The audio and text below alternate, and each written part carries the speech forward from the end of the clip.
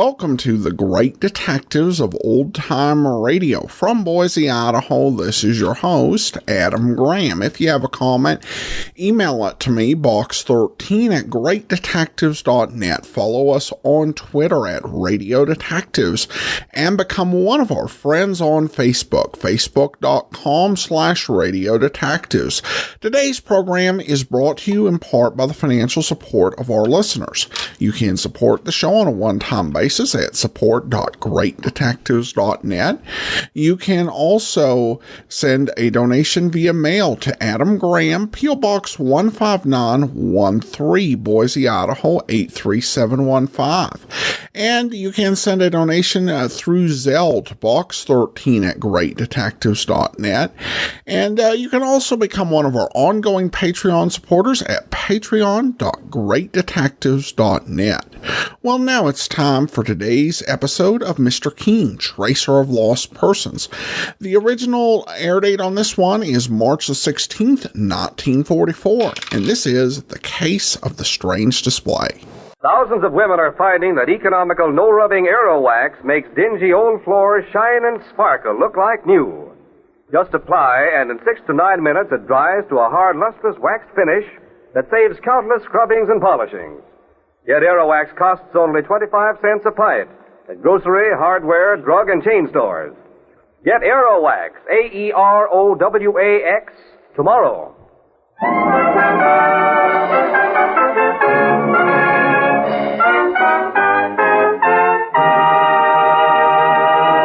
Mr. Keen, Tracer of Lost Persons, is on the air.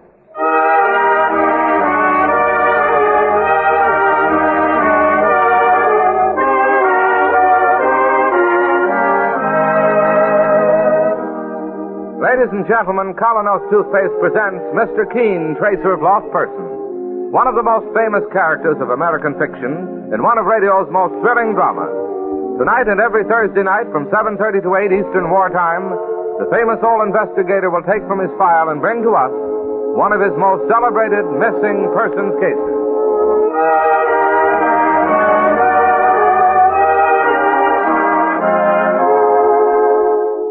For perfectly clean teeth and naturally brighter smile, start today with Colonos Toothpaste. Safely, speedily, it helps your brush take away dingy surface stains that cloud your smile. Colonos not only makes your teeth look their best, but it tastes as bright as it cleans. You're bound to like it. Ask your druggist for Colonos. K-O-L-Y-N-O-S. Colonos Toothpaste.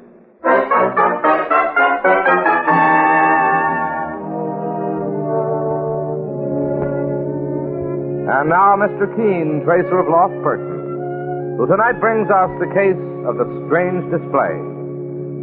Our story opens in the shopping district of New York on Fifth Avenue during lunch hour. Two girls pick their way across the street through traffic. They're heading toward the show windows of the smart Morley department store, now celebrating its 100th anniversary. You know, Sally, we really should be getting back to the office. Oh, please, Rita, it'll only take a minute, and I'm dying to see the new windows. Oh, you and your boyfriend. Hey, look out for that taxi. Oh, I'm all right. You know, Jeff thought up this idea all by himself, so Mr. Barton stole the credit as usual. You and your boyfriend.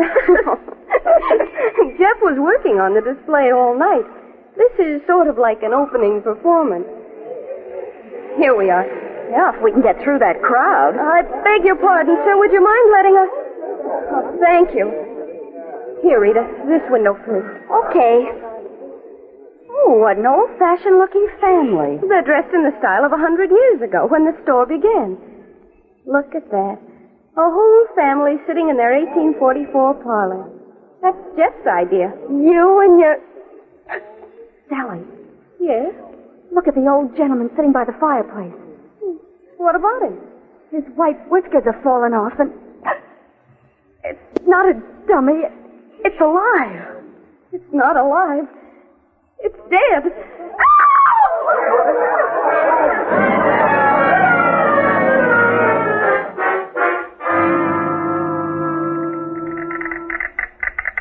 Wanted for murder, Jefferson Jones, age 26, window dresser at Morley's department store, He is believed responsible for the fatal stabbing of his superior, Wendell Barton, last night while both were engaged in dressing the windows. Jones is 5 feet and 11 inches in height, physically slight. The body was found propped up in a display window this morning. Here, my dear. Please sit down. Mr. Keene? Now, your name, please. Sally Wilson. Come, Sally. Maybe it isn't that bad. It couldn't be worse. Well, what's the trouble? Has someone in your family, someone you love, disappeared? Mr. Keene, did you notice the article in the newspapers today about Morley's department store? Oh, yes. The store windows designer was found dead in the window. I believe the police are looking for his assistant. Yes, but Jeff Jones, the boy I'm engaged to. Oh. Mr. Keene, I'm told you can find anybody who's disappeared. Find Jeff. Bring him back, I beg you. The police are hunting for him already. You'll never give up to the police. But to you. You want me to bring him back to face a charge of murder? I know it looks bad for Jeff, but running away is no good either. It never settles anything. Help us, Mr. Keene. Well, I'll have to know all the circumstances. I gather from the newspapers... The newspapers don't know half of it. Jeff is so shy, never sure of himself. Yet he's so talented and fine. Maybe he has this inferiority complex. Maybe it's because he's nearsighted. Anyhow, he's the sort of person somebody's always trying to walk over. In this case, Mr. Barton. The man who's been murdered? Yes. Mr. Barton was a very high-priced window designer, conceited, and always picking on Jeff. For instance, Mr. Barton sarcastically called Jeff the great artist and Mr. Shy. Jeff didn't like it. Well, when the war broke out, Jeff decided to enlist in the Marines, but was rejected because of his eyes. Yes, my dear, go on. So he had to go back to his job. And how Mr. Barton rubbed it in.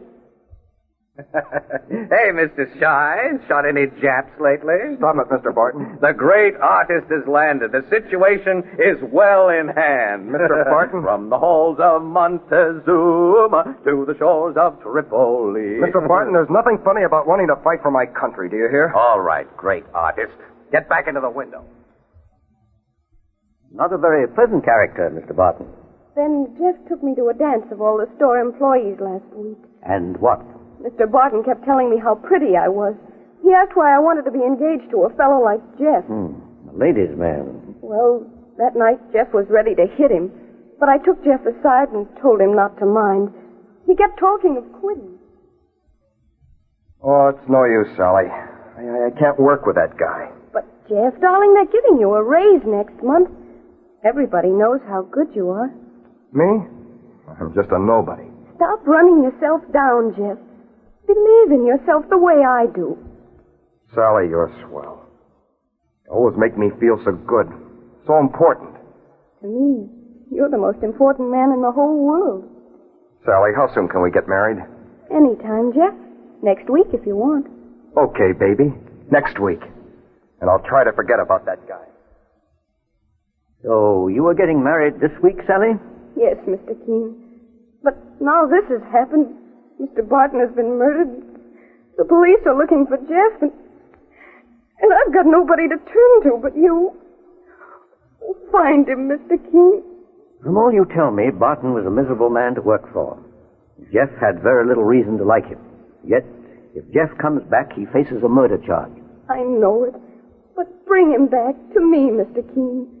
Then we'll face what comes after that together. I know he's innocent. One moment, my dear. Hello, Mike?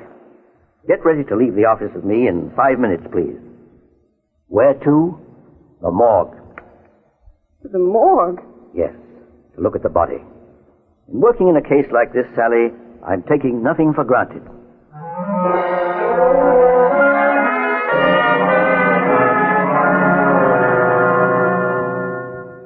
Seen all you want, Mr. Keene? Clancy? Saints preserve us. I have. Oh, thank you, Captain Thomas. Pull the sheet over him again. Stabbed through the heart he was, as you can see, Mr. Keene. And the weapon was... We believe it was a long, sharp pair of shears, the kind that window dressers use for cutting out cardboard displays. Have the shears been found? Yeah, buried away in back of the show window. Any fingerprints, Captain Thomas? Not a one. Wiped off, were they? Or maybe they never got on in the first place, Mike.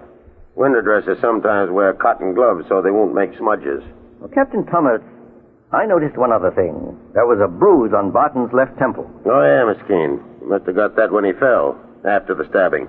No fracture, though. Then only the stabbing killed him. That's right. Well, thank you, Captain. Mike and I will be getting along now. Glad to have seen you.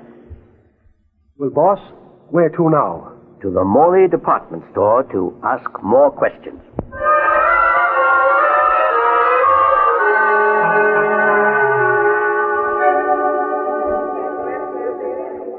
To the perfume counter, Mr. Keene? Yes, Mike. Over this way. Right by the window where Barton met his death. Well, what will you be wanting with perfume, Mr. Keene? I want to talk to that young lady who sells it. Oh, a blonde. And very razzle-dazzle. Mike, keep your mind on business. Oh, miss. Yes? Can I help you, gentlemen? Perhaps. Here is my card. What? Why, you're the famous Mr. Keene. I've been engaged to work on the unfortunate accident that happened here 2 nights ago. I have the permission of your personnel manager to talk to all the employees. Wasn't it dreadful? Who would ever think that shy, quiet Jeff Jones would... May I ask your name? Irene Harvey. But I don't know anything about it, really. Well, Miss Harvey, how late are you usually on duty here? Till 5:30, when the store closes, Mr. Keene. I'm told that Mr. Barton and Jeff Jones started dressing the windows here at about 5:15 that night. I suppose. First, they went into that window nearest this counter. You must have noticed them starting. I don't want to say anything against Jeff.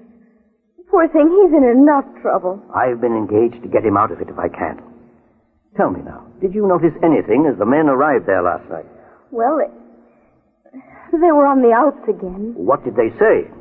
Well, I heard Mr. Barton say. Yes, my great artist. That was a very pretty girl you took to the dance last week. I know she is. What was her name? Sally? I don't want to discuss her, Mr. Barton. How did a dead fish like you ever get... Stop it. All right. Open that window now. Get inside. That was the last you heard, Miss Harvey? Yes. I went off duty a little later. Oh, thank you. Mike. Yes, Mr. Keene. Let's get back to the personnel office. I want them to call in the night watchman for me. There's still a lot I want to know. A lot, Mike.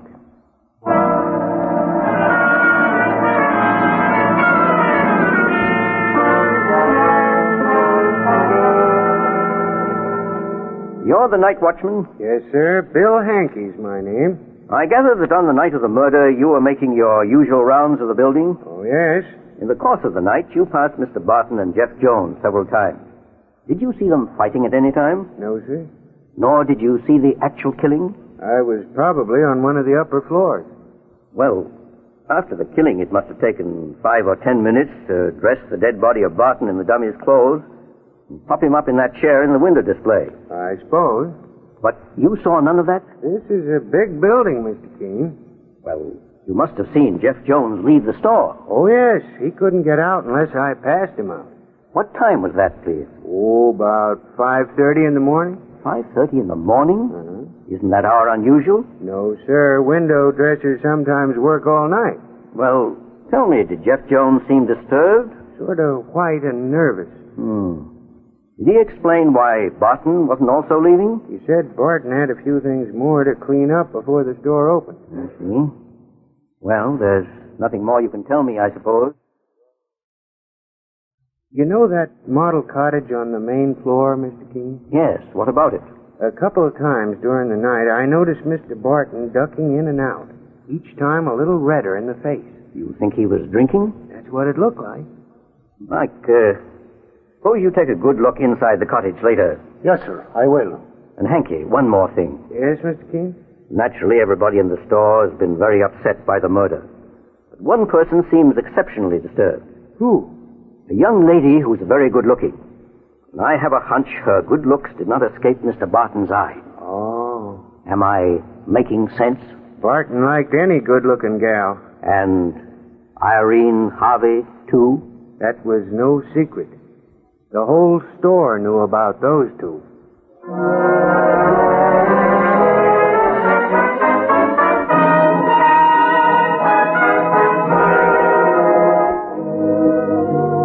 And so Mr. Keene makes an interesting discovery in the case of the corpse found in a department store window. In a moment, his search goes on. Meanwhile, what would you say is the first and foremost function of a toothpaste? To help your brush clean your teeth, isn't that so? When selecting a toothpaste, please bear this one fact in mind. Colonos is a high-polishing toothpaste. It was especially created to clean and polish teeth with the greatest possible effectiveness, along with utmost safety. Isn't that the kind of toothpaste you want? You might compare the action of Colonos to a jeweler's polish, removing tarnish from silver. Quickly, but oh so gently, it helps your brush remove unsightly surface stains. When these clouding stains are gone, your teeth look their loveliest. Your smile its brightest. Run your tongue over your teeth and you'll feel the difference. Look in your mirror and you'll see the difference. So start today the Colonos way. Your reward will be a naturally brighter, more attractive smile. The kind of smile that helps you go places in social and business life. You can get Colonos at any drugstore tonight. That's spelled K-O-L-Y-N-O-S. Colonos toothpaste. Now back to Mr. Keene as he looks in at another part of Morley's department store. Mrs. Ross, you're in charge of the employees' time cards. That's right, Mr. Keene. And very much interested in the comings and goings of one particular employee. Jeff Jones? Irene Harvey. Would your record show what time she left the store the night of the murder? Oh, yes. At 12 minutes after 6. But right after punching the clock, she turned and went back into the store. She said she'd forgotten a package. Oh? When did she come out again? Well, that I don't quite remember. There was quite a crowd leaving at that time. Oh, boss, Mr. Keene. Hello, Mike. For one moment, please. Boss, this is very important. What is? Well, come downstairs to that model cottage. There's something I want to show you.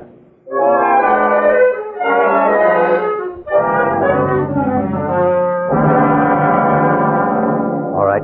Here we are in the cottage, Mike. Well, I searched around like you told me. First in this potted plant over here, I found this. A whiskey bottle. Oh, I expected that. And something more. Look in this big upholstered chair between the cushions. A woman's handkerchief. Look at the initials. I-H.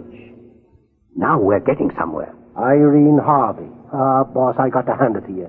We've got our hands on the murderer. Will you ask Irene Harvey to step in here for a moment, Mike?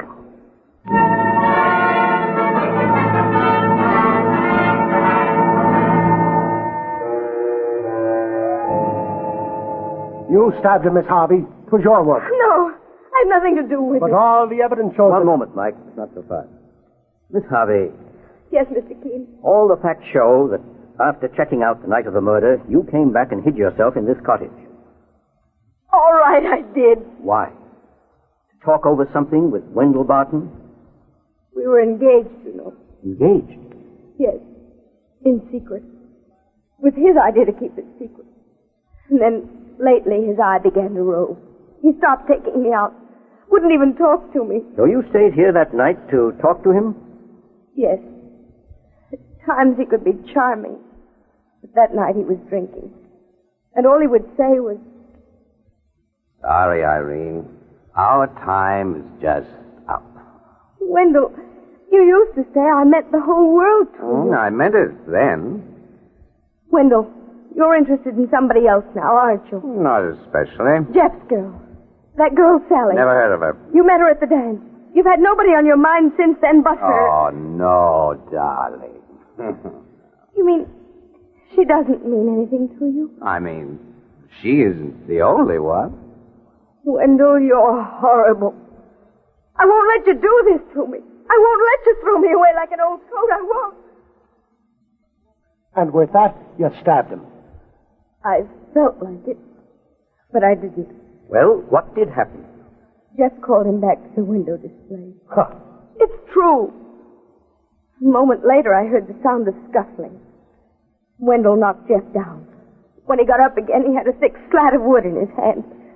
Wendell laughed and said, Cut it out, you poor fool. Stop playing Marine. I'm not going to let you make remarks about Sally. Put down that slap. No, I've had enough from you. All right, I'm coming for it. He's out cold. Barton. I guess I've killed him. I didn't stop to watch anymore. I sneaked out of the cottage and went upstairs to the employees' lounge, Mr. Keene. I stayed there the rest of the night. That was all you saw, Miss Harvey? That was all. A likely story, boss. Sure she killed Barton? No, Mike. She did not.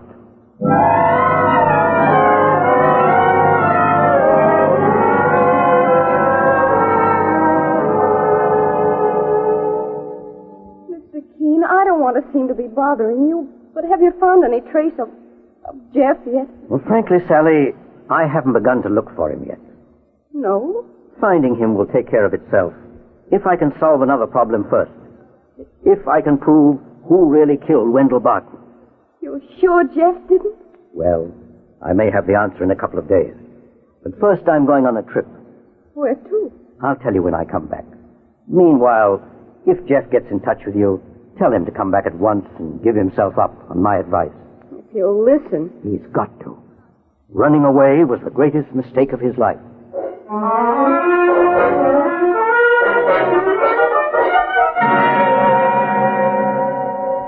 Oh, yes, Mr. Keene. I've been personnel manager here for 20 years. And you remember Wendell Barton? Of course. He did some very outstanding window designs for us. And why did he leave, Mr. Riley? Too much of a ladies' man. Oh, I could tell you a story, Mr. Keene. Barton left our store in a terrible hurry. On account of that trouble, Mr. Riley? That's right. Walked off a couple of weeks before Christmas. What a scandal. And the other person involved in that incident? Didn't stay very long either. Went just about a month later. Thank you. Now I've got it.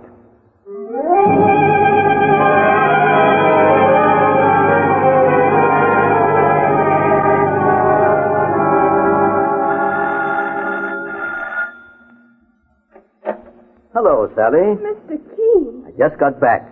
I dropped in here on my way from the station. Oh, come right in.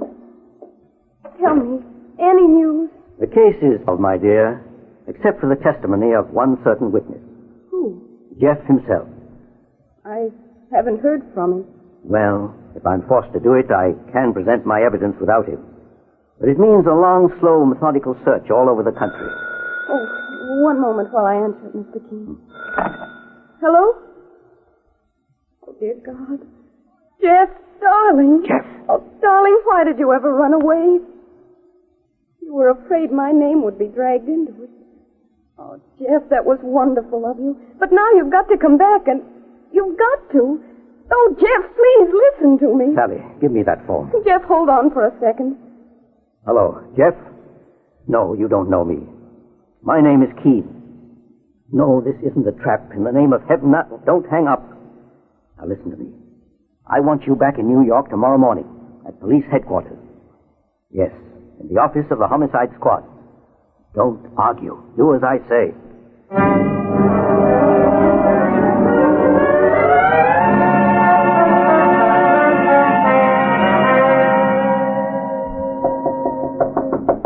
Come in. Oh, it's you, Mr. Keene. Good morning, Captain Thomas. Is he here? Yeah, in the next room. He gave himself up, just as you predicted. Ah, and the girl? With him. I'm sorry for the poor guy. Maybe the jury will let him off with 20 years. Or maybe he'll never have to face a jury. He's the other person here, too, that witness I asked you to have here. On the way over in a patrol car. Well, we can start in the meantime. Now, this way. Mr. Keene. Hello, Sally. That's Jeff, I presume. Hello, Mr. Keene. I came back on your say-so. I hope I won't regret it. Jeff, I'll only ask one question. Did you stab Barton with those scissors? No, I hit him and left him lying on the floor. But I didn't. All right. Now then, Captain Thomas. Yes? You know my theory. It was after Jeff left Barton lying on the floor unconscious that the real murderer came along and struck. But this so-called real murderer... A person who is not quite sane any longer. Not after 10 years of brooding.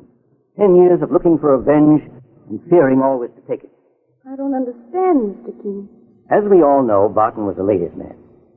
10 years ago, in a department store in Buffalo, there was another incident. Barton ran away with the wife of one of the other employees. He did? Soon after, she killed herself. Oh. Well, for 10 years, the husband of that woman has haunted Barton like a ghost. For 10 years he has followed Barton from city to city and store to store, waiting for revenge, physically afraid of Barton and hating himself for being a coward. And he was in the store that night? Very much so. Come right in. They said you needed me for some evidence, Mr. Keene. Yes, indeed. This is Bill Hankey, the night watchman at the department store. Oh, sure. Hello, Bill. Hello, Jeff. Hankey, I'll come to the point.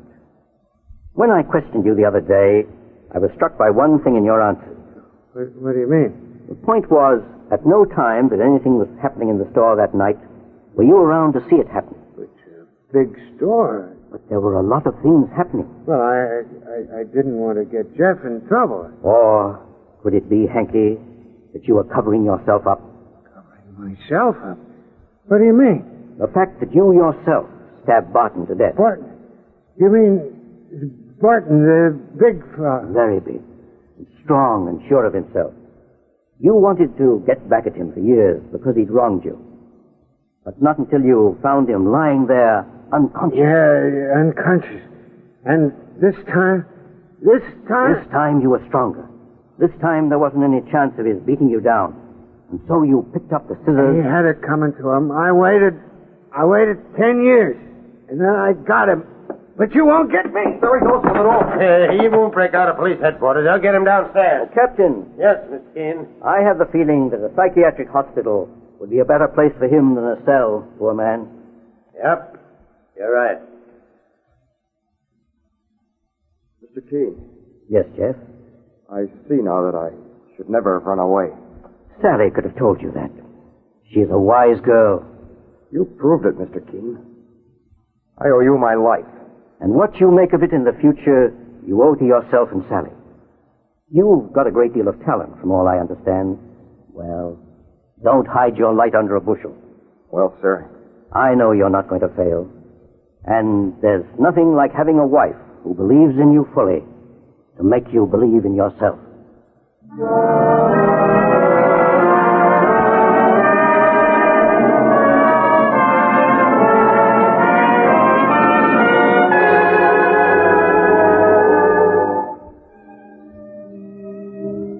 Listen next week as Mr. Keene brings us The Case of the Room That Vanished.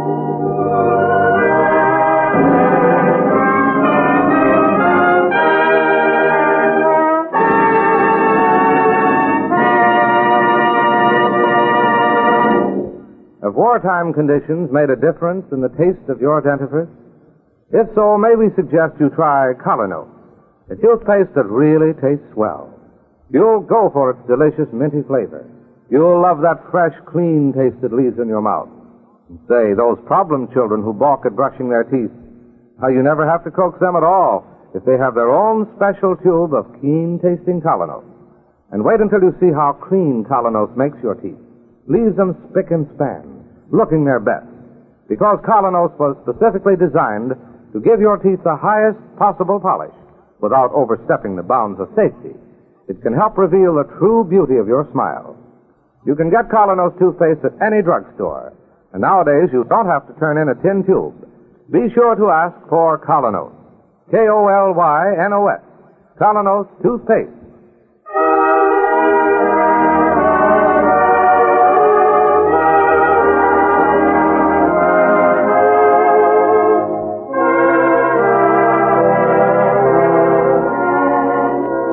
You've been listening to Mr. Keene, Tracer of Lost Persons. Now on the air every Thursday night, 7:30 to 8 Eastern Wartime over this network.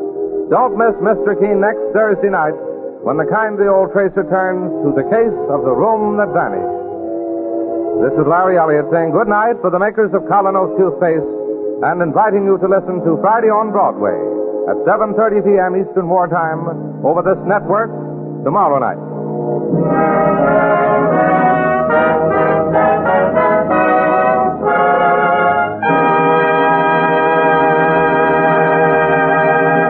Ladies, there's a wonderful new way to make floors sparkle like new in 6 to 9 minutes flat.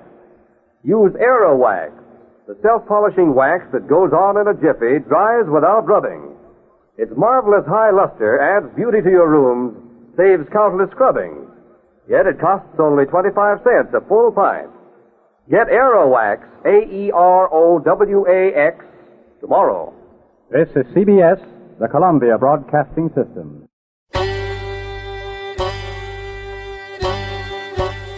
Hi, this is Andrew from OTRWesterns.com. I wanted to invite you to come take a look at our site where we put out podcasts of old-time radio westerns. Check us out at OTRWesterns.com. You're listening to The Great Detectives of Old Time Radio with Adam Graham. Now let's get back into the show.